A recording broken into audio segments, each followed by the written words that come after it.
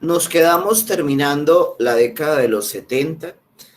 Latinoamérica se encuentra casi que en manos completas de las dictaduras, dictaduras de derecha, dictaduras de militares influenciados por la política de la doctrina de seguridad nacional que desarrolló Estados Unidos en la Guerra Fría, y una doctrina muy especial de la cual sería bueno que investigaran, no para esta materia, sino porque creo que es importante que lo hagan, y es la doctrina del enemigo interno. Ejércitos preparados ya no para combatir a otros estados, sino a combatir a un enemigo interno que, de acuerdo a lo desarrollado por Estados Unidos, era el comunismo. Entonces era como lo que se desarrolló. Esto tampoco fue extraño a las democracias. Por ejemplo, Venezuela, pero sobre todo Colombia, México también, que no había atravesado dictaduras en este periodo, tampoco es ajena a la doctrina de seguridad nacional o a la doctrina del enemigo interno, en la cual se educan no solo el ejército, sino incluso la policía o los carabineros o la guardia o como la quieran llamar, que, repito, ya lo vimos, en el Cono Sur se dedicaron a derrocar gobiernos democráticos, como por ejemplo el gobierno de Salvador Allende en el 73, el gobierno de Isabel Martínez de Perón en el 76, el gobierno de Lidia Gilbert en el 78, si mi memoria no me falla, en Bolivia, y así el continente completo atraviesa periodos interesantes. La primera canción, la verdad, la puse porque me gusta mucho y busqué algo rápido en la lista, no más. Pero la segunda canción sí tiene intencionalidad. La segunda canción que escuchamos hoy fue Mariposa Tecnicolor, de Fito. Mariposa Tecnicolor es una denuncia muy fuerte que hace el rock nacional argentino. Imagínense que Fito le está cantando esa canción a sus papás, es decir, a esa generación que creció entre los 60 y los 70 y que ante las dictaduras, Fito le canta a la Argentina, pero podríamos decir lo mismo de la chilena, podríamos decir lo mismo de las demás. Esas generaciones no dijeron nada. Hay una frase que me gusta mucho y es la generación que vio el Mundial 78. Allí hay una denuncia muy fuerte, por ejemplo, que hace el escritor, ahora me olvidé su nombre, Eduardo Galeano, creo, que es el encargado de hablar del poder del fútbol y la política, la relación del fútbol en la política. Es una denuncia a una generación callada, a una generación preocupada de los resultados del Mundial, a una generación que le desaparecían a sus vecinos o desaparecían a los hijos de sus vecinos y nadie veía nada, nadie decía nada, nadie sabía nada. Hago una breve pausa. Acuérdense que los que llegan tarde yo les quito la falla, pero tienen que aguantar hasta el final. No voy a parar la clase para ponerme a ponerles la asistencia. Entonces, al final, los que llegaron, por favor. Es una denuncia a ese silencio permanente. O sea, fueron 2 décadas de silencio. Yo creo que en Colombia ese silencio nos ha durado más. Nos matan líderes sociales, violentan a comunidades enteras y no ha pasado nada. Pero el sur, el cono sur reacciona en los 80. Mafalda es un buen ejemplo de eso, aunque Mafalda nace antes de la dictadura, nace a finales de los 60. Sus denuncias posteriores serán las denuncias al silencio que la sociedad civil desarrolló. Un poco también a su manera al silencio alemán durante el Holocausto judío. Entonces, los 80, por lo menos estamos hablando de América Latina, es una época en medio de todo bonita. Las dictaduras empiezan a caer una tras de otra, la de Uruguay, la de Argentina, la de Paraguay, que caerá a final de la década. La última que en realidad cayó en los 90 fue la de Pinochet. Pero en realidad hay una democratización en América Latina. Colombia pasa de un gobierno bastante oscuro, y lo digo respetuosamente por si aquí alguien lo aprecia históricamente, pero pasa de un gobierno muy cuestionado en violaciones de derechos humanos, como fue el de Julio César Turbay Ayala, que gobernó entre el 78 y el 82, a gobiernos que inspiraron otras cosas, como el gobierno de Belisario Betancur, un hombre de origen humilde. Esto también lo digo con respeto, no se van a ofender, pero a mí a veces me desespera un poco el señor Petro, con las bondades que pueda tener, y una es decir que en nuestro país no ha llegado a gobernar un hijo del pueblo. Eso en primer lugar es mentira. Hemos tenido presidentes como Marco Fidel Suárez, o hemos tenido presidentes como de quien voy a hablar, Belisario Betancur, que eran de origen humilde. Y en el siglo XIX encontramos más. Evidentemente que hemos sido gobernados por élites. El hecho de que una persona llegue de origen humilde no significa automáticamente que va a gobernar en pro del pueblo, ¿no? Eso no es así. Pero sí por lo menos sacar una serie de mitos. Belisario era un tipo humilde que se había dedicado a las letras y es el primer presidente en la época reciente que decide implementar una política de paz con los grupos armados que lamentablemente terminan parcialmente bien.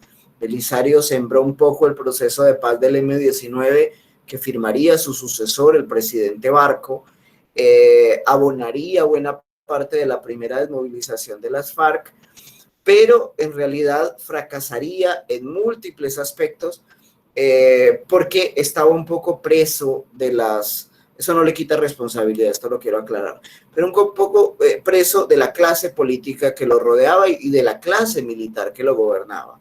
Piensen que hasta el año 92 todos los ministros de defensa en este país eran militares. Del año 92 para acá empezaron a nombrarse ministros civiles.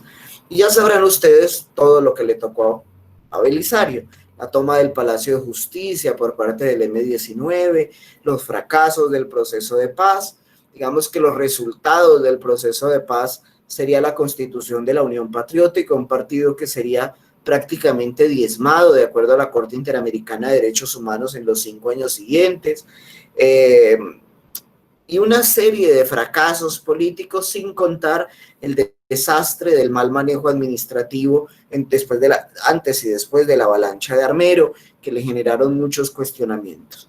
Belisario, sin embargo, quiso purgar sus culpas de una manera que, aunque no es suficiente, creo que es de las más adecuadas que puede encontrar un mandatario, y fue retirarse tan pronto dejó la presidencia y nunca volver a intervenir en situaciones políticas directas. De hecho, es un caso atípico porque Belisario recibe, creo que es el único expresidente en la historia reciente de este país que recibe la doble ciudadanía. Belisario tenía la ciudadanía española que le fue otorgada hace como 8 años.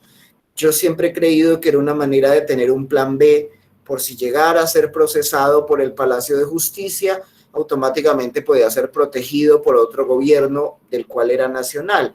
Una estrategia similar a la que utiliza aún hoy la primera mujer en ser presidenta en un país occidental, la señora Isabel Martínez de Perón, que fue presidenta de la Argentina entre el 74 y el 76, y que siendo ciudadana española se encuentra refugiada en Madrid porque tiene múltiples causas de violaciones de derechos humanos abiertas en su país. No solo eso, en materia de política exterior, Belisario es el primer presidente que intenta ampliar, esto es importante para nuestra materia, que intenta ampliar la mirada y desestadounizarse, el verbo no existe y es mío, tampoco se vuelve soviético. Belisario lo que hace es sumar a Colombia a un país, a un bloque, perdón, que se llama el bloque de países no alineados. El bloque de países no alineados era un club, entre comillas, de países, generalmente países en vías de desarrollo, que dijeron: nosotros no somos ni de un lado ni del otro. Nosotros vamos a ser un grupo aparte y nosotros no somos parte de la pelea que ustedes montaron en Yalta y que vimos la clase inmediatamente anterior. Colombia se sumará al movimiento no alineado, que en realidad en los 90 va a desaparecer. Aquí viene otra curiosidad. A veces uno no... Ustedes saben de eso bastante, los adolescentes. Uno a veces no sabe aplicar los consejos en la vida de uno, y Colombia, que a este país le ha quedado un poco grande hacer la paz, sin embargo fue un activo colaborador en la pacificación de Centroamérica. El gobierno de Belisario se comprometió con poner fin a los duros conflictos, por ejemplo, de El Salvador, y su canciller, que para mí fue uno de los mejores ministros de Relaciones Exteriores que tuvimos, el señor Augusto Ramírez Ocampo, fue un protagonista en lo que se llamó el proceso de paz de El Salvador y en lo que se llamó el proceso de Contadora, una isla de Panamá que recibe ese nombre, y allí se llevaron múltiples negociaciones. Fue tan así que cuando Ramírez Ocampo murió en el año 2010, el Congreso de El Salvador le hizo un minuto de silencio a nuestro ministro por la participación que había tenido en el proceso de paz entre la guerrilla salvadoreña y el gobierno de El Salvador.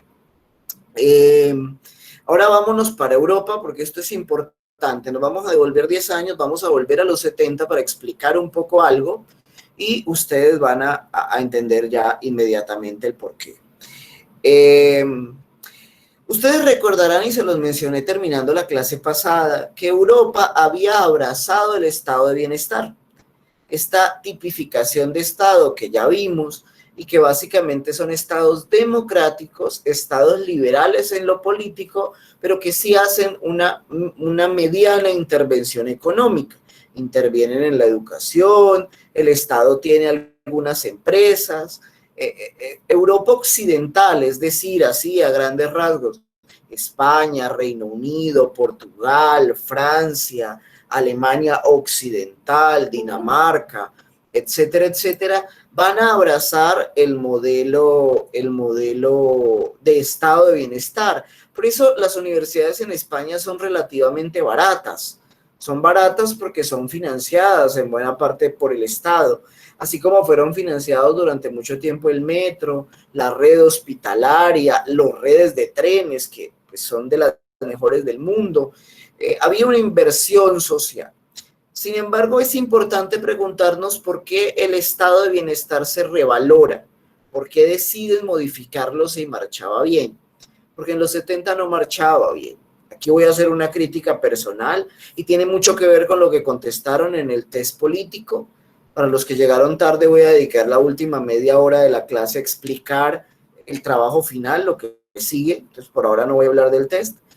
Pero empiezan a fallar algunas cosas. Les voy a contar una columna que leí en El Tiempo hace muchos años, unos 10 años, 12 años, y que nunca se me borró. La columna creo que se llama, yo nunca la volví a encontrar, pero me la leí y me quedó muy grabada, Los Tres Cipreses. Y se las voy a contar más o menos como la leí. Esta columna fue escrita cuando Grecia entra en quiebra, cuando Grecia se declara en impago. No puede seguir pagando las deudas que tiene ante los organismos de crédito, ante los bancos privados, etc. Grecia había abrazado también el modelo de estado de bienestar en lo económico, el modelo keynesiano. Y les cuento lo siguiente. Frente al Hospital General de Atenas, que es un hospital público, hay un separador, un intercambiador vial. Y en el intercambiador vial hay 3 cipreses, hay 3 árboles. El Hospital General de Atenas no tiene jardines. No hay jardines en el hospital, es un edificio sin jardines. Tiene 3 árboles enfrente, en el separador. Y está establecido que cada entidad pública o privada, por normatividad de la ciudad de Atenas, debe cuidar que se mantengan bien las plantas que tengan frente a ellos, en este caso los 3 árboles. Quiero insistir en una idea, el Hospital General de Atenas no tiene jardines, tiene 3 árboles en la acera de enfrente que debe cuidar. Pero el Hospital General de Atenas tenía 5 jardineros contratados en la nómina del hospital, 5. Significaba que había más o menos 1,6 jardineros para cada árbol. O sea, cada árbol puede ser atendido de manera permanente por un jardinero. Esta columna que desarrollará la idea que voy a explicar es una de las maneras de denunciar por qué el estado de bienestar empezó a agrietarse en la década de los 70. En la década de los 70, los sindicatos son organismos muy poderosos, las empresas estatales son gigantescas. Vemos el caso de sindicalistas, por ejemplo, sindicalistas de la metalurgia, que nunca van a la fábrica a trabajar, o sindicalistas del profesorado que nunca dan clase, que su trabajo es ir a la sede del sindicato, que tienen múltiples permisos, que tienen una serie de prebendas, hay corrupción a granel, se roban el Estado a manos llenas, hay desatención a la infraestructura, es muy común, en Argentina es muy común, yo que viví en Argentina, ir a edificios estatales que debieron ser gloriosos hace 50 años, con mármol, metal, pero que hoy están en un deterioro absoluto, ascensores que no sirven, óxido en las paredes, suciedad, mármoles que ya nadie cuida, entonces las estatuas están ennegrecidas. Este era el panorama que se daba en la época, y esto lo quiero aclarar porque es importante para lo que va a pasar. En la segunda mitad de la década de los 70, es decir, entre 1975 y 1980, una serie de hombres, de los cuales los más reconocidos, y aquí sí literalmente digo hombres, porque fueron los primeros, fueron varones, pero de los cuales los más reconocidos fueron el señor Hayek, ahora no me acuerdo el nombre, si alguien lo quiere buscar, se lo pongo en el chat, el señor Hayek, pero sobre todo, que es más conocido, el señor Milton Friedman, profesores de economía estadounidenses, desarrollan una ideología que hoy conocemos como neoliberalismo. Y el neoliberalismo, como su nombre lo indica, es un nuevo liberalismo. Ya vimos el liberalismo en esta materia hace más o menos unas 6 clases.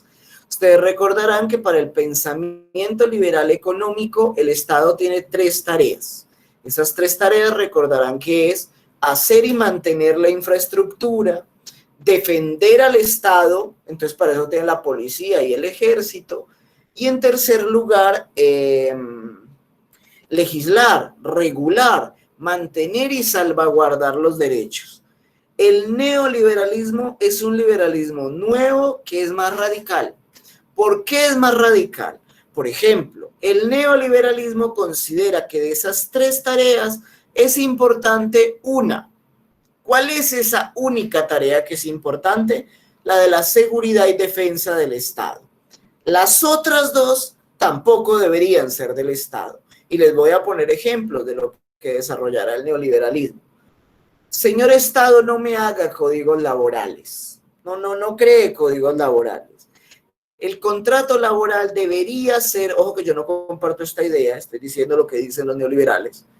El contrato laboral debería ser, como los contratos, eso lo van a ver el próximo semestre, deberían estar regidos por la libre autonomía de la voluntad privada, conocida por las siglas de ABP, autonomía de la voluntad privada. Eso significa que no me venga a poner salario mínimo. Si él quiere trabajar por $100 al mes, pues él acepta. Usted no tiene que venir a imponerle a él cosas.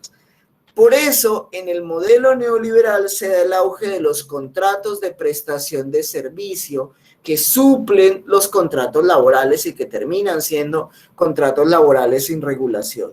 Señor Estado, no regule nada, déjeme a mí que yo negocio con él, bajo la siguiente idea. Si usted no se mete y nos deja negociar a los dos, va a haber más empleo para más gente y vamos a salir adelante más rápido. Otra idea. Señor Estado, yo le había dicho hace 250 años que se encargara de la infraestructura, de las carreteras, de los trenes, de las vías, de los barcos, de los puertos. La verdad ya no. Señor Estado, entréguele eso a alguien.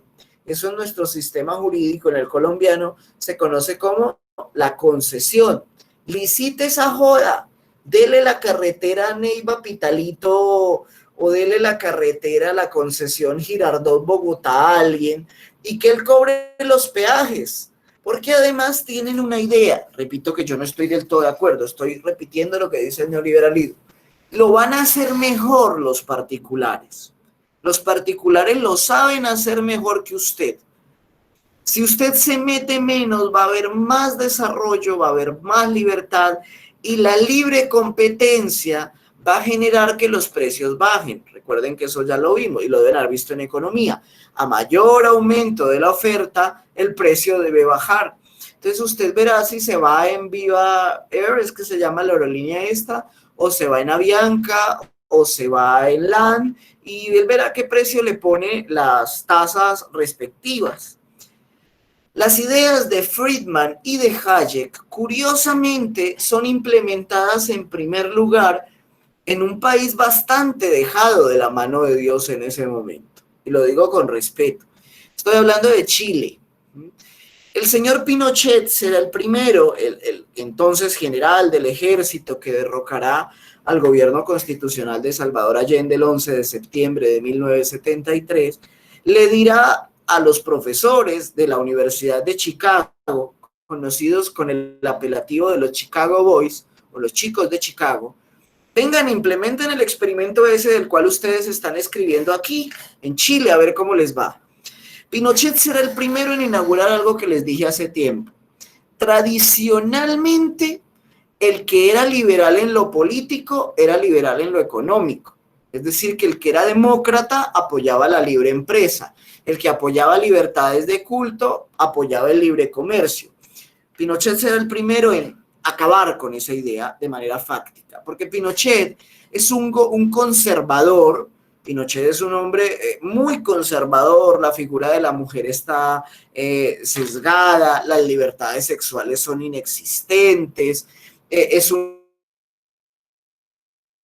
de la escritora, se cortaba el cabello, se cortaba las barbas a aquellos hombres que se dejaban las barbas largas y se le cortaban los pantalones a las mujeres que salían con pantalones, porque habían una serie de prejuicios atados a la revolución, atados a la rebeldía, pero sin embargo Pinochet deja el libre mercado, será el experimento neoliberal. Y ahora veremos cómo le fue, ahora al terminar esta clase veremos cómo le fue a Chile. Luego, quien lo retome, que será ya entonces un país poderoso, si alguien aquí está viendo The Crown, la serie de Netflix, sabrá de quién le hablo, pues será la señora Margaret Thatcher.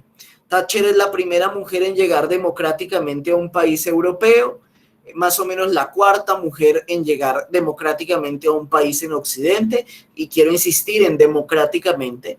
Las mujeres han estado marginadas del poder, pero han habido pequeñas excepciones, como el gobierno de Isabel I en Inglaterra en el siglo XVI, o el gobierno de la recordadísima reina Victoria en el siglo XIX, pero ellas habían accedido por vía hereditaria y teniendo en cuenta que no tenían hermanos, la razón de haber ascendido al trono estas mujeres.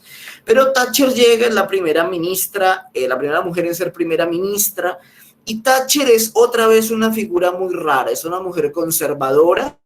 Quien haya visto The Crown verá su obsesión por cocinar, por plancharle las camisas a su marido que vivía con ella en Downing Street, la casa de gobierno de Gran Bretaña, su obsesión por esa serie de cosas. Sin embargo, es una reivindicadora de derechos feministas como el acceso de la mujer a la política, por ejemplo, y al mismo tiempo, y esta es una curiosidad, Thatcher implementa un modelo neoliberal que implementará privatizaciones, la privatización de la minería, la privatización del sector energético, la privatización del sector de comunicaciones, que le serán muy cuestionadas, habrán paros, huelgas, desempleo, protestas, pero finalmente lo implementará. Y finalmente la otra contracara, es decir, el otro socio de esta alianza, fue una persona que al principio, y esto lo quiero aclarar, al principio se parecía a Trump, a Donald Trump, y fue el señor Ronald Reagan. Ronald Reagan fue uno de los casos raros de presidentes estadounidenses que no venía de la política. Ronald Reagan fue actor de Hollywood, hizo películas en Hollywood, llegó a ser directivo del sindicato de actores, luego fue gobernador, creo que de California, pero no estoy seguro, o senador por California, y finalmente llega a la presidencia. Después de que llega ya no es tan parecido a Trump, se adaptó mucho a la política, y Reagan implementa el mismo modelo neoliberal, es decir, 50 años después de que inauguraran el New Deal como solución a la crisis del 29, 50 años después, Reagan dice ya no, vamos a hacer las cosas como dicen Friedman y como dice Hayek y como dicen los otros profes de Chicago. Reagan y Thatcher serán grandes socios de esta época, hay fotos de los dos incluso bailando, lo cual era muy curioso. Y empieza el último apretón para, ahorita hablamos de cómo terminó el cuento, para ahogar a la Unión Soviética. Es decir, ese pulso que había desde 1945 entre ver si ganaba el modelo socialista soviético o el modelo capitalista estadounidense, Reagan será el último presidente que le toque el triunfo del modelo. No lo celebrará él, lo cual es curioso, lo celebrará su sucesor, el señor George Bush padre. Pero Reagan es el autor de esta década de los 80, donde empiezan a ahogar. En 1983 se desarrolla lo que se denomina históricamente como el Consenso de Washington. El consenso de Washington es la propuesta norteamericana en 1982-83, creo que es 82. Es la propuesta norteamericana para llevar el modelo neoliberal a los países que son objeto de la influencia estadounidense, es decir, por ejemplo, a Latinoamérica.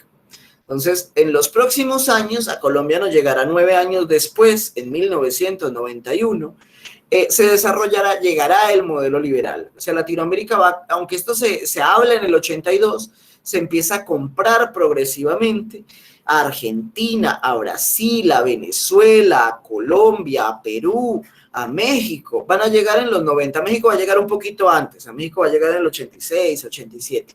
Pero la mayoría de países les llega en los 90. Compran el modelo neoliberal.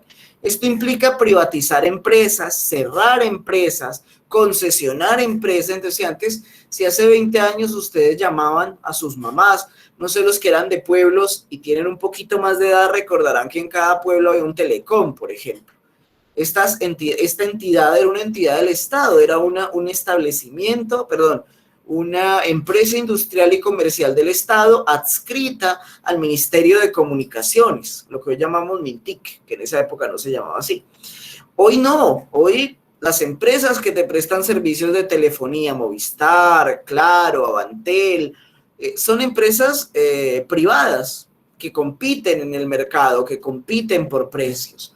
Entonces, los 80 será la inauguración de la fiesta neoliberal. Aunque en realidad el eco de la fiesta será la década de los 90. En la década de los 90, el modelo neoliberal se globaliza por todo el mundo y la mayoría de países que eran estados de bienestar trascienden. La historia que les conté de los Tres Pinos, la historia que les conté de los sindicatos, es un poco para decirles por qué la opinión pública toleró la propuesta neoliberal. Y era que de verdad el estado de bienestar se había excedido. Había un desequilibrio. Ahora, eso no justifica la respuesta que vino a continuación, el modelo que vino a continuación, que fue el modelo neoliberal. Antes de cerrar este tema, necesitamos ver qué pasó en la Unión Soviética. La Unión Soviética terminó hundiéndose, esta opinión es mía, la opinión, es decir, la forma en que la voy a expresar, la Unión Soviética terminó hundiéndose por una competición de machos, por una competición de quién podía más. Los presidentes de la década de los 60 desarrollaron en Estados Unidos, y la Unión Soviética le copió pronto, lo que se llamó la guerra espacial. Aquí lo importante es conquistar el espacio. Entonces, ¿quién saca el primer animal tripulado de la órbita terrestre? La Unión Soviética saca una perrita que se llamaba Laika. ¿Quién pone a orbitar el primer hombre fuera de la órbita? Creo, aunque no estoy totalmente seguro, que también lo gana la Unión Soviética. Ahora, ¿quién llega a la Luna primero? No, Estados Unidos. Y entonces empieza una competencia en el orden espacial y una competencia en, por ejemplo, en órdenes militares. Estoy haciendo una explicación súper rápida por motivos de tiempo. Esto necesitaría unas clases mucho más largas. Pero lo que termina ocurriendo es que a finales de los 80, los centros de investigación soviéticos están altamente desarrollados y tecnificados. Pero la Unión Soviética ya no está produciendo jabón para darle a los ciudadanos de su país. Es decir, terminé invirtiendo en las macrocompetencias a las que me fue llevando mi competidor, es decir, Estados Unidos, y terminé dejando de abastecer las necesidades básicas de mis ciudadanos. Y encima, que esto para mí es la gran crítica, y se los dije una vez, claro que los estados socialistas fueron mucho más exitosos, yo no diría que en disminuir la pobreza, fueron exitosos en acabar la indigencia. ¿Eso implica que todo el mundo es rico en un país socialista? Por supuesto que no, basta visitar La Habana. Pero, por ejemplo, lo que sí desaparecía era la indigencia, la gente viviendo en las calles, porque era unificar en la franja media. Ahora, a cambio, el cobro de esa disminución de la igualdad, de la justicia social, etcétera, fue la pérdida de libertades. Entonces, el muro de Berlín, el muro que dividió la ciudad de Berlín, ya hace 8 días vimos que la Alemania fue dividida en 4, que en realidad no fue dividida en 4, fue dividida en 2. En un lado los dueños eran 3, Francia, Estados Unidos e Inglaterra, pero eran amigos los tres, y en el otro lado era soviético, Berlín igual, dividen el muro y la idea es que nadie pase al otro lado. Otra serie de hechos es que el socialismo fue llevado a las malas, a los trancazos. En la década del 50, un movimiento literario y un movimiento cultural checo quiso decir: nosotros queremos implementar un socialismo de rostro humano. Y ustedes saben qué hizo la Unión Soviética: los mató. Ojo, esta gente quería, y quiero repetir, un socialismo de rostro humano. No eran capitalistas. Pero esa idea de que ustedes quieren hacerlo a su modo, no, amigos, aquí se hace a mi modo. Y entonces la revolución fue ultimada. Muchos fueron presos. Es más, uno de esos presos era un actor de teatro a la cual la gente quería mucho, un hombre joven que se llamaba Václav Klaus. Abel será el primer presidente de la Checoslovaquia después de que caiga la Unión Soviética. La gente no soporta ese nivel de crueldad en los suyos. Entonces, en realidad, aunque había gente contenta con el modelo, eso lo quiero aclarar, también había un profundo descontento que el bloque capitalista, el bloque de Europa Occidental y el bloque estadounidense estaban aprovechando. Los movimientos, además estoy pasando por alto por tiempo, pero aquí hubo también mucha influencia de los movimientos hippies y de los movimientos libres de la década del 60. Mayo del 68 fue una oportunidad, por ejemplo, para que las mujeres tuvieran una liberación, para que la píldora entrara como una forma de elección de la mujer de si quería ser mamá o no, la minifalda, y estas revoluciones fueron revoluciones occidentales. Entonces, a veces los que vivían en Alemania Oriental las mujeres miraban con algo de nostalgia diciendo: ¿y aquí por qué no podemos hacer estas revoluciones? Esa serie de competencias influyeron para que en el segundo semestre del año 89 y ante una serie de implosiones sociales, los muchachos decidieran con mazos tumbar el muro de Berlín. Aquí viene más una curiosidad muy interesante, esas curiosidades de la historia, por si a alguno le interesa la política. Cuando el muro de Berlín es tumbado, la gente del lado soviético, del lado oriental, se va al lado occidental, pero esto lo quiero aclarar, la gente no se va a vivir. Nadie pensaba que esto fuera una revolución como lo que ocurrió. Mucha gente tenía familiares en el otro lado, de los cuales casi nunca podía visitar porque pasar requería permisos. No sé si alguno ha visto esta serie nueva de Netflix de Gambito de Dama, el de la chica ajedrecista. Vieran cómo a los ajedrecistas soviéticos los cuidaba la inteligencia, la KGB soviética, para que no se escaparan cuando iban al bloque capitalista. Esta gente no pretendía escaparse, ellos querían ver qué había al otro lado del muro, tomarse una Coca-Colita, ver cómo estaban vistiendo en el otro lado y devolverse. El problema es que cuando se fueron a devolver, el muro no había sido reparado, pero había sido militarizado y habían hombres armados. Pero la Unión Soviética tampoco sabe qué hacer, porque los hombres que se pasaron al lado occidental es mano productiva, es decir, al otro día los necesitan en la fábrica, los necesitan en su oficina. La respuesta es: los dejo allá de castigo por haberse ido, o los dejo entrar y los castigo, pero si los dejo entrar, ¿cómo los dejo entrar en orden si son un montón?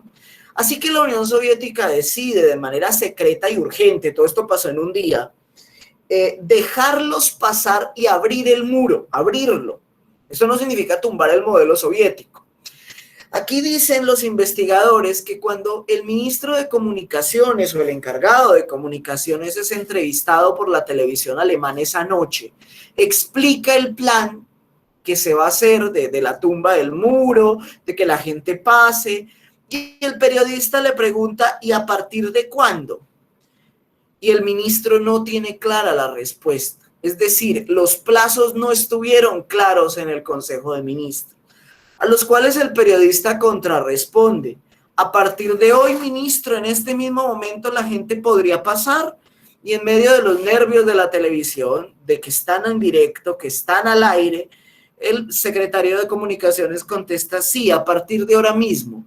Y la respuesta es que todos los que se habían quedado en el otro lado sienten que el Estado autorizó migrar automáticamente, y los que no se habían ido van y terminan de romper los rescoldos de muro que quedaron, se pasan para el otro lado, los que estaban en el otro lado se devuelven, y con ese simple hecho de noviembre del 89, estamos cumpliendo 31 años este mes, empieza el proceso de unificación alemana.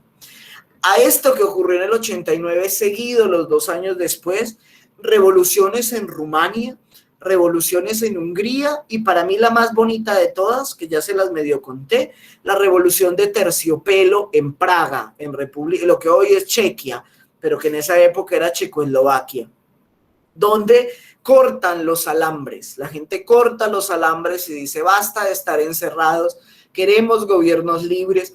Evidentemente que aquí hubo una influencia de dentro, y es que el gran líder de la Unión Soviética es un hombre moderado, de hecho los radicales lo detestarán, el señor Mikhail Gorbachev, y Gorbachev establecerá una propuesta, un eslogan que se llamó, espero que esté bien escrito, esto es en ruso antiguo, o bueno, ruso de la revolución, el glasnost y la perestroika. Glasnost y perestroika son palabras como reforma y reestructuración o algo así, digamos, sinónimos. Lo que quiere hacer Gorbachev es una actualización de la Unión Soviética. En realidad, la Unión Soviética no sobrevivirá. En diciembre de 1991, mientras el mundo celebra la Navidad, la Unión Soviética se acabará, se transformará, si mi memoria no me falla, en 23 repúblicas independientes, Checoslovaquia, Rumania, Hungría, Estonia, Bielorrusia, Lituania, Letonia. Todo lo que estaba tras la cortina de hierro se fragmentará y ellos se convertirán en la Federación Rusa.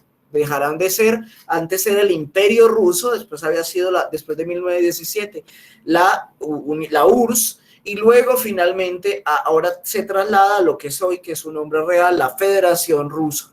Entonces, con esto se termina la era bipolar.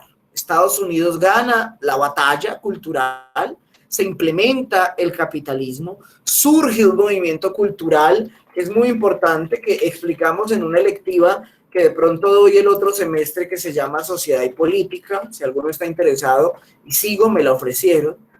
Y surge la globalización como un elemento cultural diversificador de todo este periodo, y gana la batalla cultural Estados Unidos, repito, en 1991. Aquí ya algunos de ustedes empiezan a nacer en esa década, ya estamos hablando de cosas más actuales. Los 90 es una década de fiesta, de absoluta fiesta, y lo de fiesta lo digo críticamente, esto no todo es positivo. Pero el neoliberalismo trajo beneficios para el consumo. Entonces en Colombia uno estaba acostumbrado a que antes de los 90 el único carrito que veía eran los Renault 4, el Renault 6, los que más plata tenían el Renault 12. Después de la apertura comercial que implementó el gobierno Gaviria en el 90, nos acostumbramos a ver una multiplicidad de autos, podías comprar cosas por internet, podías comprar ropa importada, pero claro está que eso quebró muchísimas industrias, pero muchísimas industrias fueron quebradas. Sin embargo, al consumidor le sirvió. Voy a ponerles un ejemplo de esa dicotomía entre el neoliberalismo y el socialismo o el estado de bienestar en la mitad. Nuestras vidas, y lo digo respetuosamente, las vidas de mi generación, yo soy treintañero, nuestras vidas son vidas muy complicadas. Nosotros no gozamos como gozaron nuestros papás de trabajos hasta que se pensionaran. Uno vive saltando de contrato en contrato. Habían papás que a los 30, a los 28 ya tenían casa. La mayoría de los de mi generación no la tienen. Probablemente muchos no accederemos a una pensión, y hay una precarización de las condiciones sin duda, sin duda. En 1982 se reunieron en París los países más pobres del mundo. Es bastante paradójico que se reúnan en París, eso sí lo quiero aclarar, ¿no? Como una reunión de gente pobre y se reunían en el Club Campestre. Pero se reunieron los países más pobres del mundo y eran 21. En 2009 se volvieron a reunir y eran 47. Eso solamente habla del hueco que se viene ampliando en la desigualdad. Sin embargo, y aquí quiero hacer unas curiosidades, la mayoría de gente de mi generación y de la de ustedes, sin ninguna duda, a la edad que tienen ustedes, ha montado más veces en avión que las que montó la gente de la generación pasada. La mayoría de ustedes accede a elementos de tecnología que por precio tampoco hubieran accedido a la generación pasada. Es decir, sí, el neoliberalismo trajo ventajas al consumidor, eso no se puede negar. Trajo una serie de desarrollos porque la competencia puede generar algunos factores de desarrollo, pero también nos hizo esclavos de un modelo consumista y de un modelo supremamente desigual que implica una precarización de las condiciones laborales. Ahora veremos un poquito por qué nadie lo descubrió, qué fue lo que pasó en ese modelo. Pero antes de eso, estoy con la garganta muy seca y hoy no traje agua, así que vamos a hacer una pausa de 4 minuticos, son las 8:51, y en 4 minuticos vuelvo a empezar. Y ustedes también van por agua, pero no van a ir, porque quiero aclarar que ahora vamos a dar las pautas del trabajo final y a explicarles un par de cosas que son muy importantes. Denme en 4 minuticos, voy por agua. Luego voy a poner musiquita mientras tanto.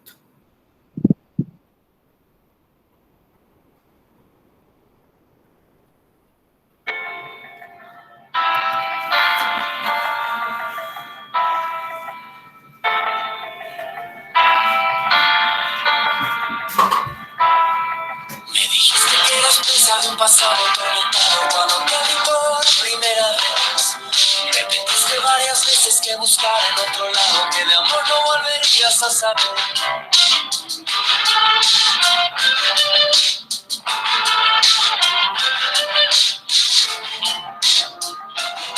Y aunque fue bajo la lluvia que inventamos ese beso, la tormenta no nos pudo detener. Los dos prometimos no vivir en el pasado y a vivir la vida por primera vez. Trazamos el camino en contra del destino. Nunca nos vencimos porque somos más grandes que el amor. Somos estrellas, somos misterios en el cielo. Más grandes que el amor. Somos eternos, somos inmunes al dolor.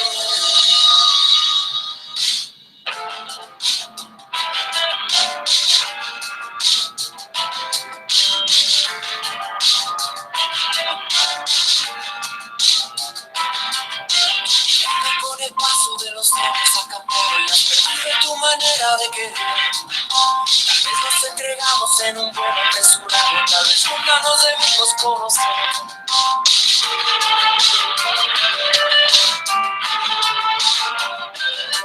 Y sientes que en el fondo ya no sigo enamorado, como cuando te vi por primera vez.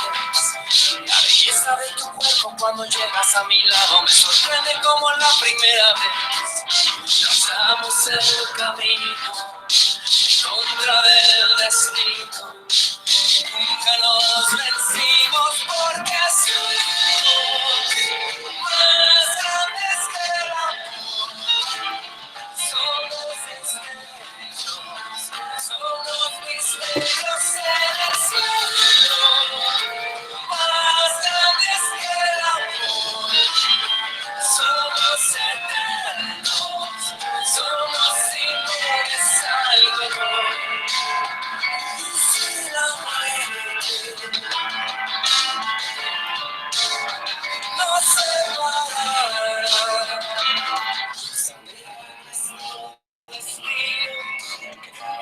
nos vencimos porque somos más grandes que el amor. Somos eternos, somos misterios en el cielo. Más grandes que el amor. Somos estrellas en el cielo. Más grandes que el amor. Somos eternos, somos inmunes al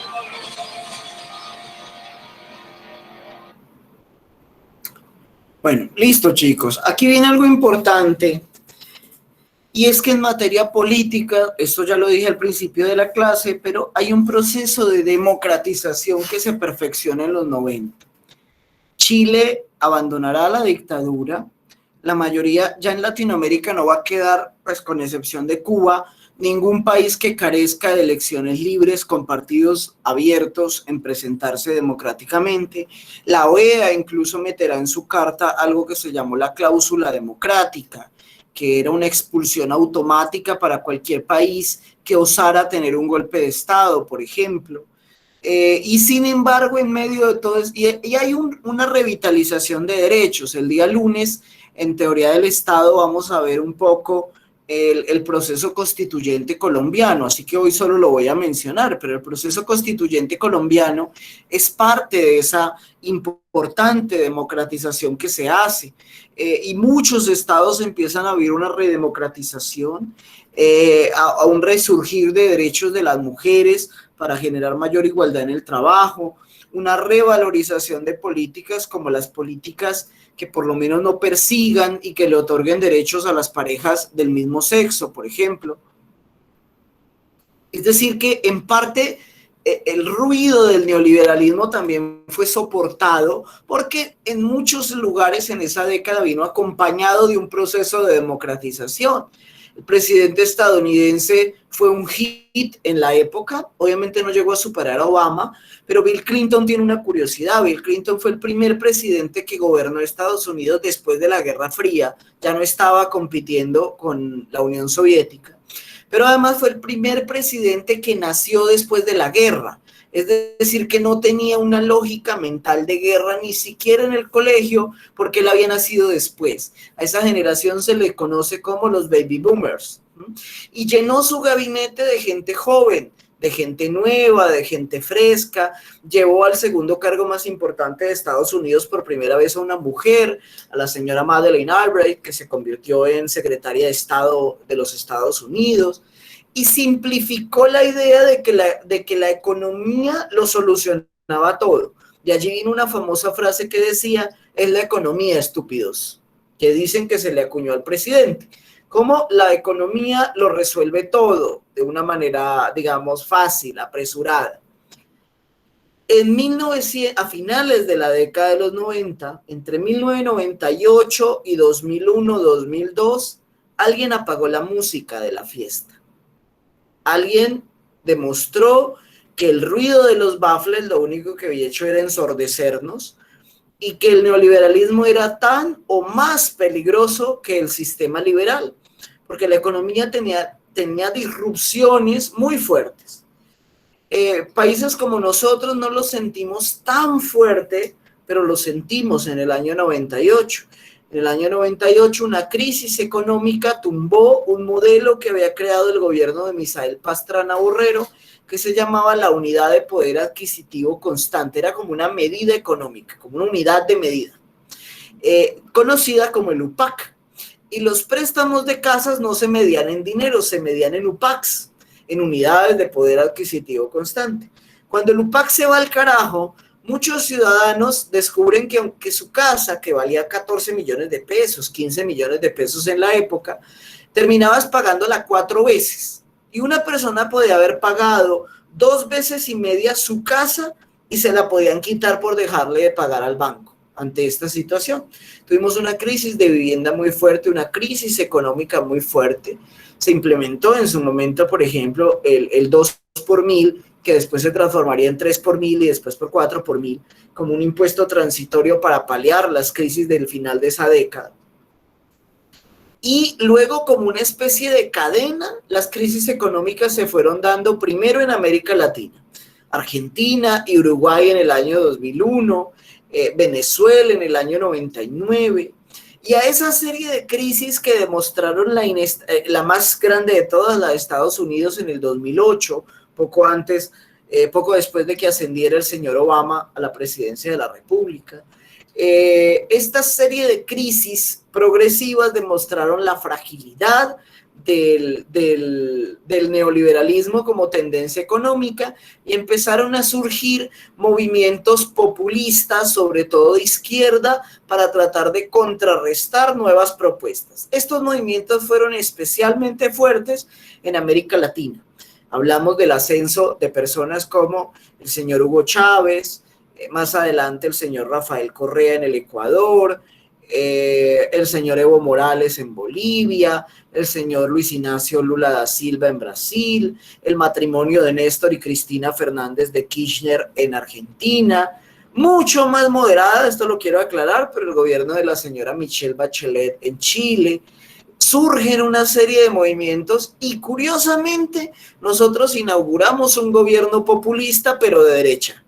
No compramos la de los gobiernos populistas de izquierda, sino que inauguramos uno de derecha, el del señor Álvaro Uribe Vélez en el año 2002. Y para rematar, ese cuento que nos metieron en los 90, de que todos nos parecíamos, de que no habían odios, de que las fronteras iban a desaparecer, que la economía iba a terminar por gobernar el mundo, que los fanatismos ya no servían, que los fanatismos religiosos estaban mandados a recoger, pues no, amiguito. Un grupo de hombres se tomaron una serie de aviones el 11 de septiembre por la mañana, un grupo fundamentalista religioso, y le dio un golpe terrorista al principal actor económico de Estados Unidos. Y hay un resurgir religioso, que de hecho es uno de los temas que yo estudio porque me interesa muchísimo. Hay un resurgir de la espiritualidad, tanto musulmana, tanto católica, en menor medida judía, obviamente pentecostales, evangélicas, que crecen porque en el fondo parece que hay una sequedad espiritual y las iglesias terminan convirtiéndose en actores políticos que influyen. Es más, yo tengo la hipótesis que si el uribismo no logra consolidar pronto un candidato, que yo creo que no lo va a lograr consolidar pronto, va a terminar usando el experimento brasilero, el experimento de Bolsonaro, que es buscar un candidato y apoyarse en los movimientos evangélicos, que es uno de los actores fuertes en Brasil, no solo de Bolsonaro, ya eran fuertes desde la época de Lula, pero sobre todo desde la época de Dilma Rousseff. Creo que aquí podemos estar inaugurando eso pronto y eso va a acelerar la polarización. Pero eso lo dejamos para el siguiente capítulo, que es la clase de dentro de 8 días. Hasta aquí, y antes de pasar al trabajo, ¿hay dudas, inquietudes, preguntas, comentarios, todos los que quieran? Aquí sí deberían participar, porque yo entiendo que no participen del medioevo, pues estamos hablando de cosas relativamente recientes. Profe, yo tengo una Dime, pregunta. Laura. Es que yo estoy investigando el tema antes de iniciar la clase y veía que el neoliberalismo no, o sea, veía como diferencias, pero no sé exactamente cuál es el neoliberalismo al capitalismo. Mira, el capitalismo es un modelo de producción económica. El neoliberalismo funciona más como una ideología económica, más económica que otra cosa. El capitalismo le es útil a múltiples modelos. Al modelo neoliberal le es útil, pero ya le era útil al modelo liberal y tampoco fue dejado del todo por el modelo de bienestar. Es decir, el modelo de bienestar le daba al Estado un papel, un rol dentro de la economía, pero en realidad funcionábamos bajo una lógica capitalista. Por ejemplo, como lo mencioné cuando hablamos de Marx, la plusvalía se la quedaba el dueño de los medios de producción y eso pasaba en un estado de bienestar en España o en un estado altamente liberal como Estados Unidos o en Colombia pasaba igual. Es decir, el modelo de producción capitalista en realidad funciona en todos los países que no implementaron el socialismo. Lo que pasa es que funciona más grave, más alto, más bajo, lo gradualizan, hay redistribución. Para contestártelo podemos decir que capitalismo y neoliberalismo son complementarios, pero que el capitalismo le puede ser funcional a otros modelos, donde no hay una reestructuración completa y donde no se suprima la propiedad privada, por ejemplo.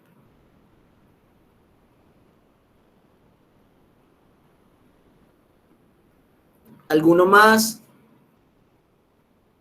¿Algún otro comentario?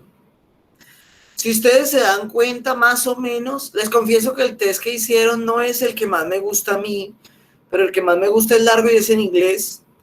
así que tampoco los iba a poner a debatirse traduciendo un montón de preguntas, por eso opté por el del test político, que es español, pero él más o menos lo que hace, que es una de las fallas, es que les da 3 alternativas, que más o menos suelen ser las 3 vías. Una vía muy liberal, muy de independencia del Estado, de los actores del Estado, una vía moderada que tiende a la socialdemocracia, al estado de bienestar, y una vía ampliamente proteccionista que a veces roza el modelo socialista. Digo a veces, porque en libertades privadas suelen ser muy diferentes en algunas cosas. Es más o menos es lo que ustedes hicieron. ¿Hay más dudas o paso al tema 2? Los noto muy callados. Bueno, paso al tema 2. ¿Están de casualidad aquí la señorita Toro o el señor Cruz?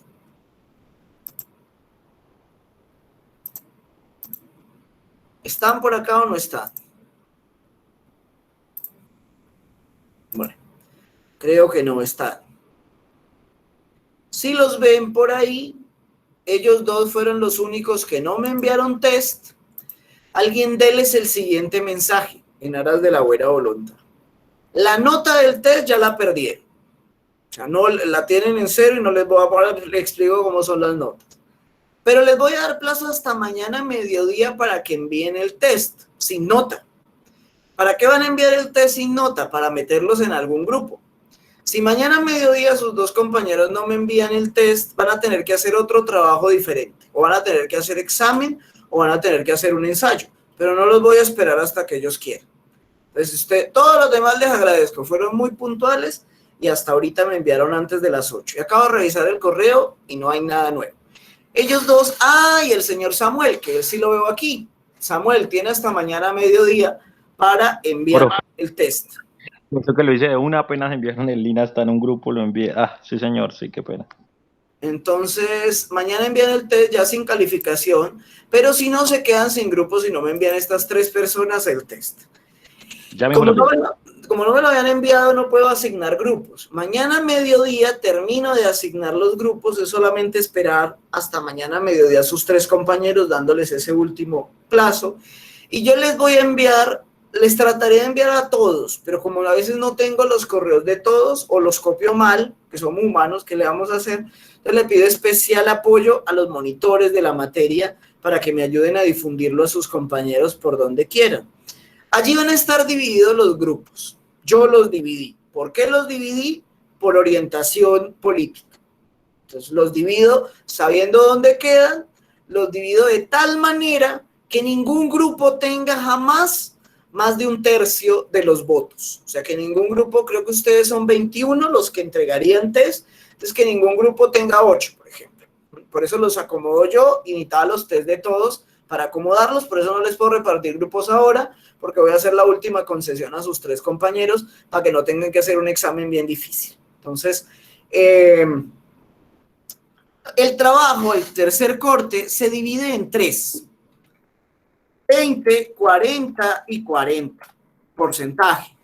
20% es el test. Todo el que presentó el test, porque aquí nadie tiene mejores ideas que los demás, o sea, no hay una ideología peor que la otra, todos ya tienen 5 en el 20%, salvo los 3 compañeros que no entregaron test.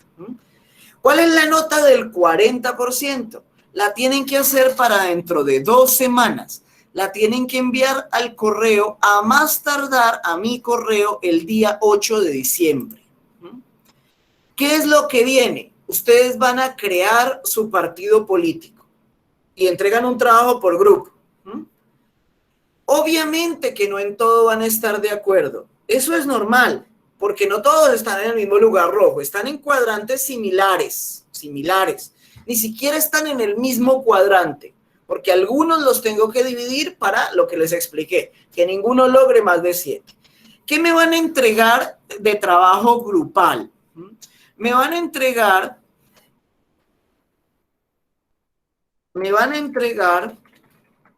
un trabajito que incluye, yo valoro la creatividad. Ustedes no están en clase de diseño ni nada, pero valoro la creatividad que hagan el trabajo. Me van a entregar un trabajo que tenga el nombre del partido, el logo del partido, un eslogan para el partido, los principios del partido, cuáles son los postulados de ese partido. Y van a ir al test. El test tiene 20 preguntas, 20 temas, y van a escoger 3, los que ustedes quieran, 3 de los 20, los que quieran. Y van a plasmar cómo piensa el partido aplicar esos 3 temas en si llegaran al gobierno. Queremos hacer una ley que establezca esto, queremos hacer una ley que prohíba esto, y lo deben justificar. Aquí vuelven y la regla de siempre. ¿Pueden copiar cosas de internet? Claro, desde que respeten los derechos de cita pueden, pero citen, porque si no citan, tienen 0 en los trabajos, que es por lo que están perdiendo muchos. Pueden ver otras ideas, ver otros partidos, copiar párrafos de académicos, pero las ideas sí quiero que sean de ustedes. Obviamente pueden, es decir, pueden ser ya aplicadas en otro lado. Y aquí quiero hablar algo, capaz ustedes no están de acuerdo en esas ideas. Claro, yo eso lo comprendo plenamente. Tendrán que establecer la forma de ponerse de acuerdo. Mi recomendación, y esto quiero ser claro y está quedando grabado, mi recomendación es que por motivos de seguridad, y lo lamento muchísimo porque sería mejor presencial, los encuentros sean virtuales. Porque de todas maneras seguimos combatiendo con esto. Entonces no vengan con la excusa que es que el profesor Luis Fernando los mandó a reunirse en grupo para ir a violar la cuarentena y irse de fiesta. A mí me encantaría, pero no se puede, hay que ser prudentes. Entonces mi recomendación es que se reúnan virtualmente entre los miembros del partido y establezcan eso. Adicional. Una pregunta. Sí, Juan Pablo. O sea, no nos va a reunir, o sea, los de las mismas, digamos, salen los progresistas, todos en un grupo, los totalitarios, todos en otro grupo, no, los va a mezclar. Le voy a dar una pista, porque siempre está, los de las puntas casi siempre están juntos. Pero como esto es un fenómeno sociológico muy interesante, cuando yo tengo alumnos, así como el grupo de ustedes, que la mayoría tiene 20 años en promedio de edad, 19, la mayoría están en el centro. Cuando tengo alumnos que tienden a la treintena, empiezan a dispersarse hacia los extremos. Entonces, como el centro me queda tan grande, el centro lo tengo que partir. ¿Cómo lo parto? Imprimiendo, lo voy a contar esto, imprimiendo las hojas y luego trato de que queden más o menos igualitario. Entonces a veces imprimo en X, a veces imprimo en Y para tratar de que ninguno quede. Pero casi siempre, y digo casi porque como faltan 3, pues no le podría decir cómo quedaron los grupos. Faltan Samuel, María de los Ángeles y Juan Pablo. Ya lo envié. Entonces, cuando los tenga ellos, sabré cómo quedan, pero usualmente los de los grupos de las puntas, liberales, conservadores, totalitarios y progresistas quedan juntos, pero los del centro generalmente se parten. Y como hay compañeros que quedan en una línea, hay compañeros que quedan literal en una línea que divide un campo de otro, ellos quedan divididos según el grupo, para que ninguno tenga mayoría absoluta. Adicional a lo se supone anterior, que obviamente el partido tiene que, o sea, sí, para Colombia, ¿no? representar los valores que representan la tendencia ideológica. Pero, o sea, uno no puede decir un partido para, o sea, para un país externo que no sea Colombia, ¿o sí? No, piénsenlo en la realidad colombiana. Bien, buena pregunta, Juan Pablo, porque vamos a hacer una simulación parlamentaria y nosotros no somos un país parlamentario. Pero como quiero ver el nivel propositivo frente a Colombia, piénsenlo como si fuera Colombia. Buena pregunta. Imaginémonos que Colombia es un sistema parlamentario y que ustedes porque aquí vamos a conformar gobierno. Nombran, y me lo tienen que poner en el trabajo, adicional a lo que les pedí, nombran un presidente y un vocero. Los presidentes son los que yo converso con los presidentes. De hecho, voy a ver si hago una reunioncita con los presidentes de los partidos. Y los voceros son los que hablan en la intervención final.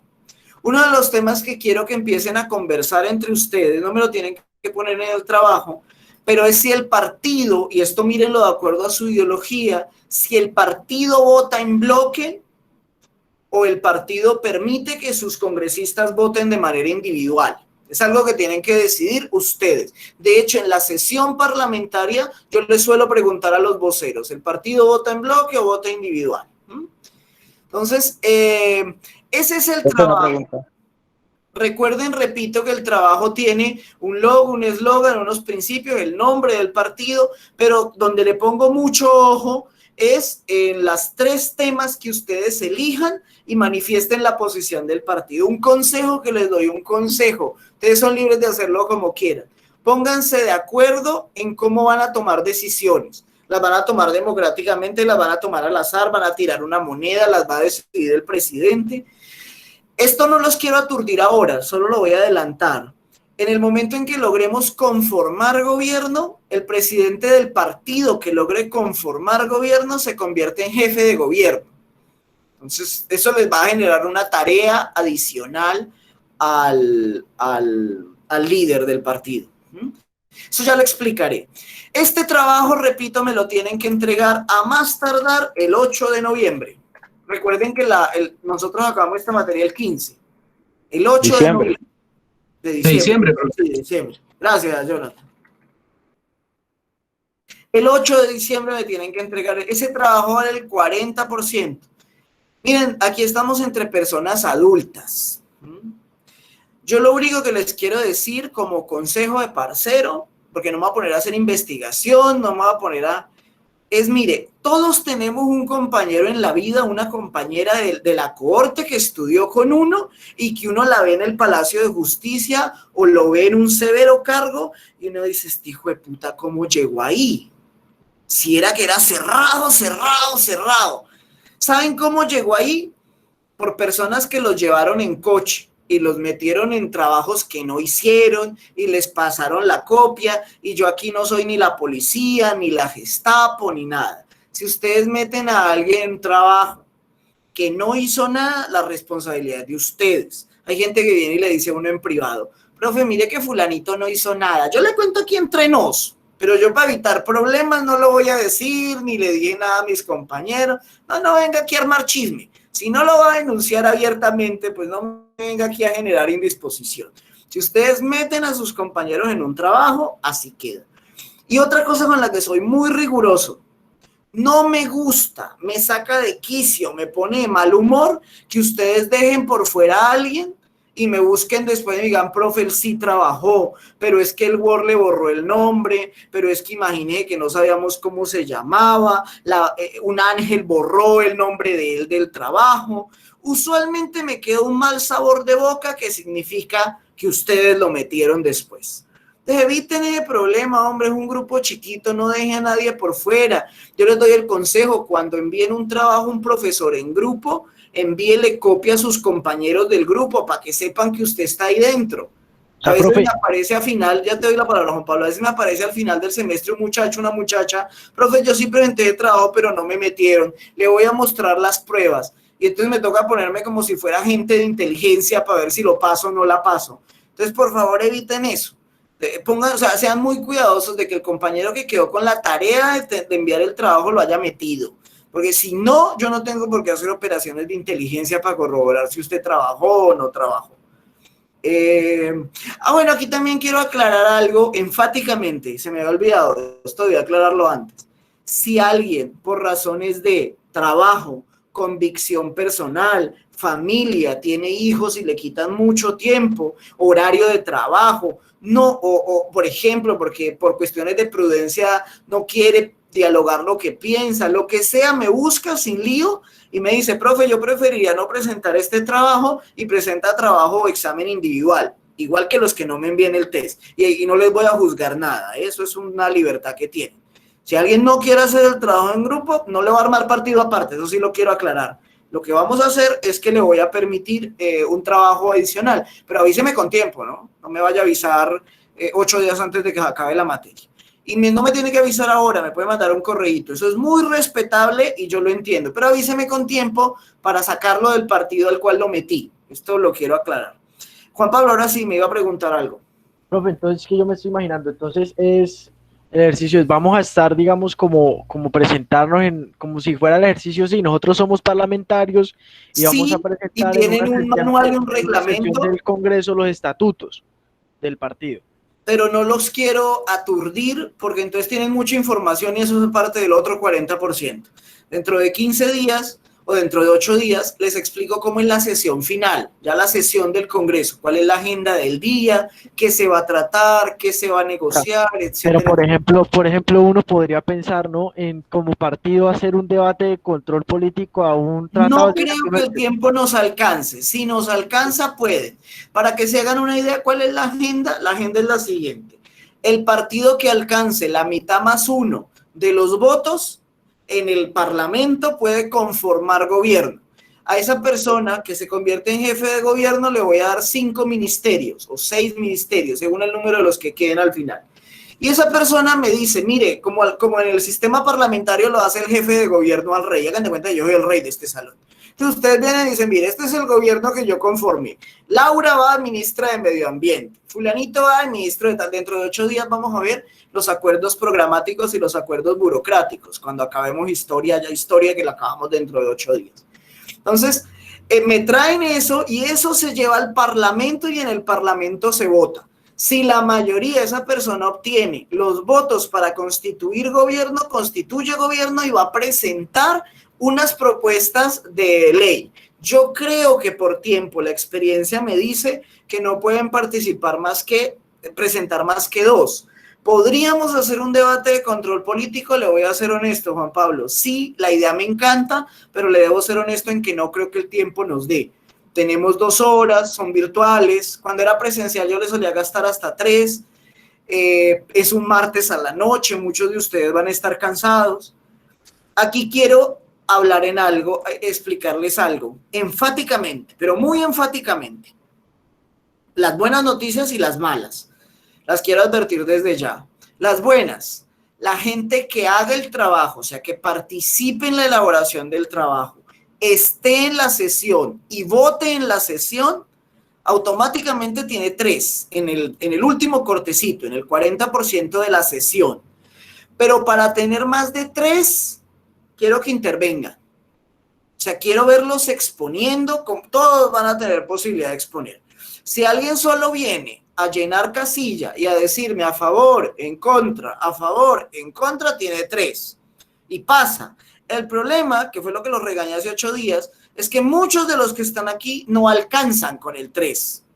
Entonces, lo ideal es que estudien alguno de los temas y los que están, perdón la palabra tan vulgar, pero los que están jodidos o jodidas, díganle al presidente del partido, venga, déjeme participar aunque sea alguito o exponer algo, porque yo la verdad necesito nota.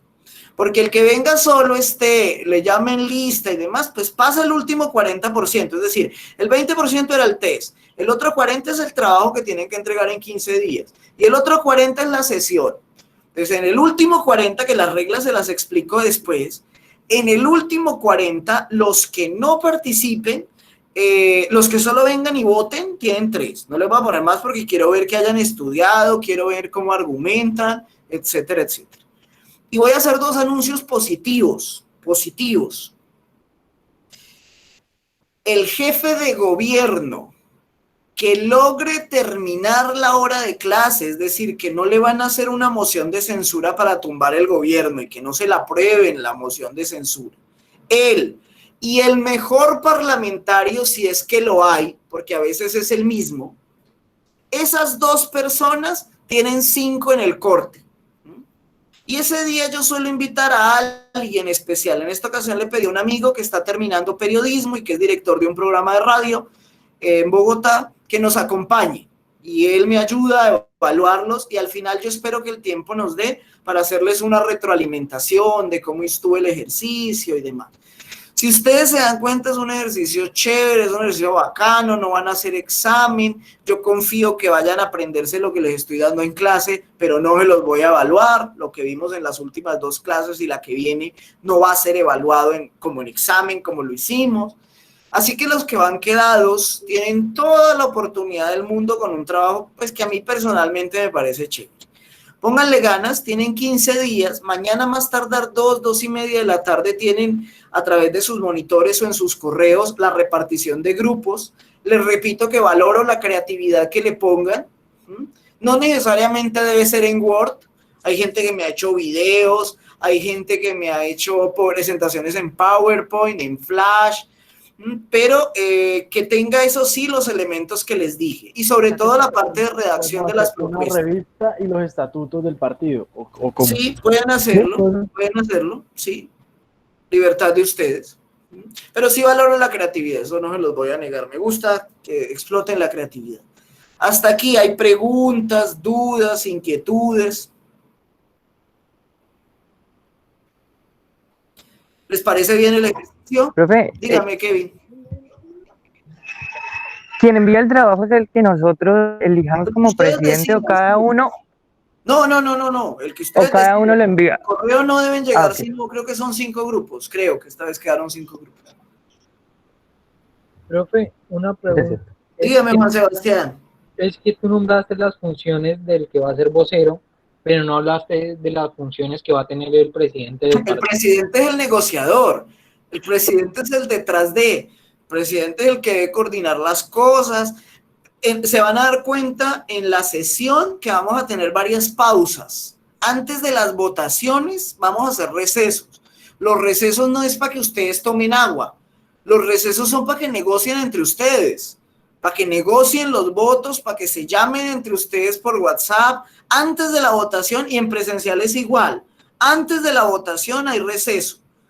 Entonces los voceros actúan el día de la sesión, son los voceros del partido, pero los presidentes son los líderes, son los que hacen acuerdos, son los que reparten entre comillas el poder. Por eso voy a ver si logramos hacer una reunión un sábado, una tarde con los presidentes de los partidos, ya después de que me hayan entregado los trabajos y sepa quiénes son, para conversar un poco con ellos. Y así funciona en el sistema parlamentario real. El vocero es la voz allá en el Congreso, pero el que está detrás y el que se convierte en jefe de gobierno, si logra el 50% más uno de los votos de las bancas, es el jefe de gobierno. Profe, qué pena, esto creo que lo entendí. En las personas en el grupo que vamos a quedar todos vamos a ser afines ideológicamente, ¿cierto? Más o menos, sí. Evidentemente que pueden haber puntos en los que no, pero en realidad deben ser afines ideológicamente si lo contestaron a conciencia. Bueno, y una persona no puede decir yo me separo en este punto, no estoy de acuerdo en el programa. Pero lo deben negociar entre ustedes, no en la sesión porque les bajo, Juan Pablo. Entonces, ¿qué puede ocurrir? Por ejemplo, esto es un ejemplo, no necesitan hacerlo así, que en cuestiones de moral, como el aborto o los matrimonios entre parejas del mismo sexo, un bloque de parlamentarios diga, déjenos en libertad de votar individualmente. Un partido puede decirme, cuando yo le pregunte, en bloque, ¿les van a votar en bloque o individual? Y el vocero me puede contestar, vamos a votar algunos en bloque y otros en individual. Y cuando tratemos el tema, porque los temas son al azar, ustedes no van a saber de qué temas se tratan hasta poco antes de la sesión, el vocero me informa. Entonces yo le pregunto, el partido 1, no se llama partido 1, siempre digo por el nombre, el partido 1, y el vocero me dice, en este tema el partido ha optado por permitir la votación individual. Entonces, en lugar de llamar al partido, llamo persona por persona. Llegar preparado con unas líneas, por ejemplo, en economía, Claro. por ejemplo, estamos así, en seguridad Claro, estamos así. por eso es importante que se reúnan entre ustedes, que son las reuniones en las cuales yo no voy a estar, y que les recomiendo que las hagan estas 2 semanas, para que cuando yo hable con los presidentes, que es como una visita protocolar, hagan de cuenta que los jefes de partido van a ver al rey, él pueda conversar sobre cómo están las cosas en cada uno de los partidos. Así funciona el sistema parlamentario, que lo vamos a ver en Teoría del Estado el próximo lunes. Por eso también quiero, que ha sido lo bonito de que estas 2 materias estén entrelazadas de manera permanente. Entonces tienen 15 días para este trabajo, muchachos. Si no hay más preguntas, que les rinda y organizarse ideológicamente, y denle la razón a la señorita Toro y al señor Cruz, por favor. Profe, ya le envié el correo Sí, de ya una me llegó, no lo he visto dentro del correo, pero ya me llegó el correo, Samuel. Profe, qué pena, yo lo contesté de una, tengo pruebas, sino que por el trabajo se me olvidó enviarlo. No, ¿quién es responsable? Profe, tengo pruebas, además ¿Qué? puede ver que lo contesté, apenas lo envió el link. Lo pienso. No, ¿Qué? abogó, Otra pero prueba. me consta que lo envié primero.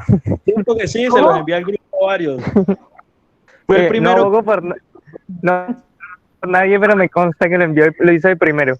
Bueno, ¿más preguntas? Acuérdense que los que llegaron tarde se quedan para que les quite la falla, por favor. Y Tatiana Ortiz está, si Tatiana Ortiz está, también que se quede, por favor. Bueno, que tengan un buen resto de semana, nos vemos el otro lunes, Dios mediante. Vale, Gracias, profe. profe.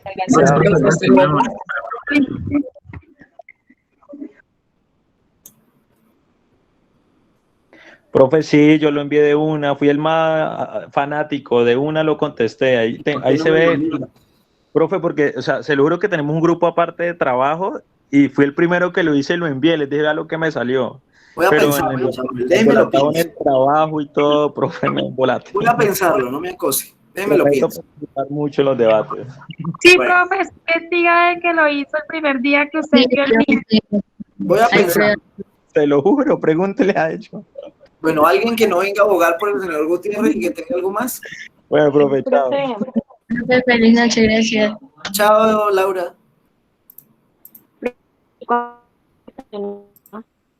Herrera, la señorita Herrera, el señor Campos, el señor Velázquez. Profe, no sé si me puso la Un asistencia segundito que no porque estoy llegué mirando la pantalla. ¿Quién me está hablando?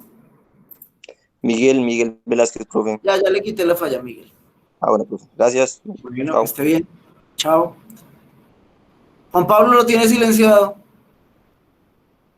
Si estaba hablando. Aló, hola, profe. Dime. Profe, ¿uno puede hacer reformas al Estado dentro del partido? Sí, pero en lo posible concentrémonos Proponerlo. en ideas políticas, concentrémonos en propuestas políticas, más que en Como que- reformas que jurídicas. yo me imagino, por ejemplo, ¿qué va a hacer yo? Por ejemplo, voy a coger los estatutos de dignidad, voy a mirar la estructura que tienen los estatutos de un partido político y le voy a meter un poquito de constitucionalismo aspiracional, de lo que estamos hoy, de como los derechos, tal, economía un poquito ahí con lo de Robledo, unas cifras de cómo estamos en economía gracias al libre comercio y tal. Bien, me gusta que tengas cifras. Y entonces Me eso gusta lo que tengas plasmo. cifras. Eso, entonces cojo puras cifras, tran, y digo lo afectado que ha sido la economía con los tratados de libre comercio y el mal negocio que fue.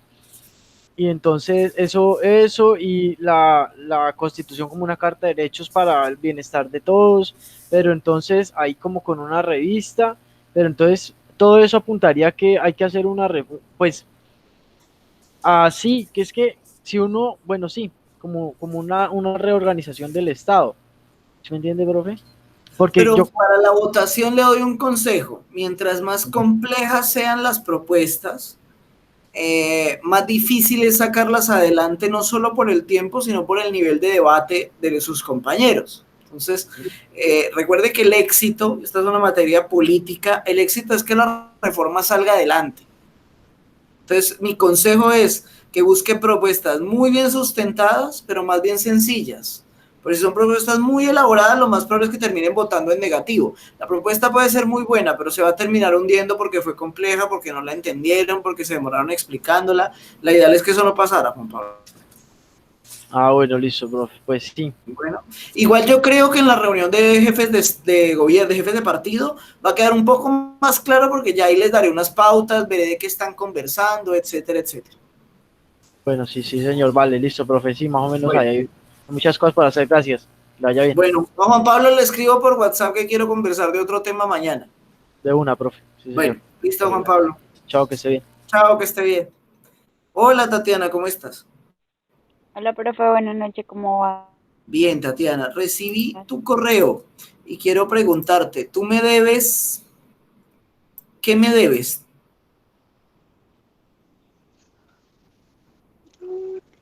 Pues la verdad, creo que pues los trabajos del segundo corte.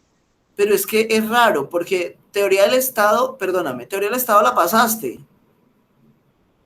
Sí. ¿Esa sí hiciste examen?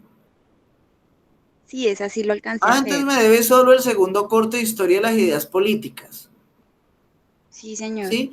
Listo, entonces hagamos una cosa. Esta semana estoy algo complicado porque tengo que partirles el trabajo, porque tengo que dejarles un taller en la plataforma.